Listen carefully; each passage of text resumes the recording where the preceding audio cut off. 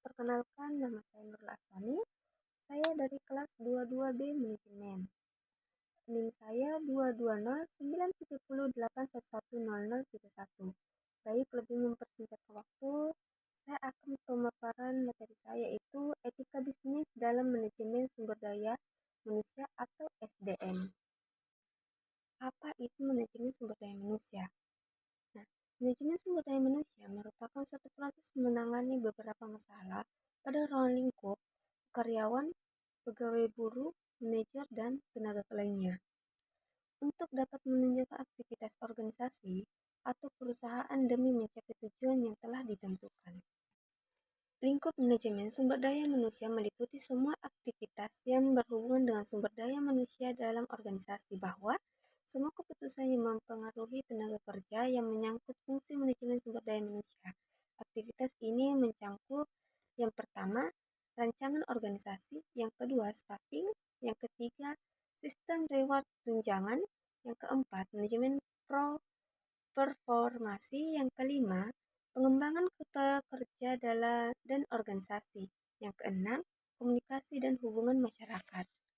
Dan ada pun juga peran etika bisnis dalam manajemen sumber daya manusia, yaitu peran etika bisnis dalam manajemen sumber daya manusia yaitu untuk menjalankan fungsi-fungsi yang terkandung dalam manajemen SDM melalui pengelolaan SDM yang baik sehingga karyawan dan perusahaan memperoleh keuntungan yang sama dan terpenuhi haknya seperti hak untuk perlindungan keamanan dan keselamatan, hak atas pekerjaannya.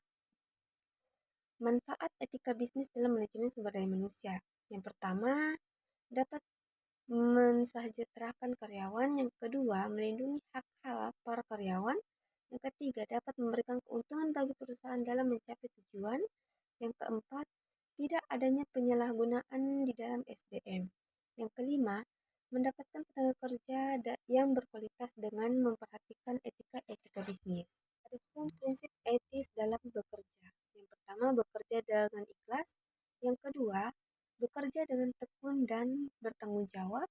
Yang ketiga, bekerja dengan semangat dan disiplin. Yang keempat, bekerja dengan jujur dan dapat dipercaya. Yang kelima, berkemampuan dan bijak bekerja dengan. Yang keenam, bekerja dengan memperhatikan kepentingan umum. Adapun tahap manajemen sumber daya manusia. Yang pertama, rekrutmen atau pengadaan. Yang kedua, maintenance atau pemeliharaan. Yang ketiga, development atau pengembangan. Adapun permasalahan-permasalahan yang dialami oleh para pekerja.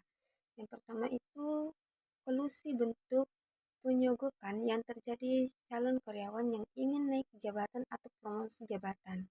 Yang kedua, lamaran peluang kerja yang mencantumkan agama dan ras suku pada media massa.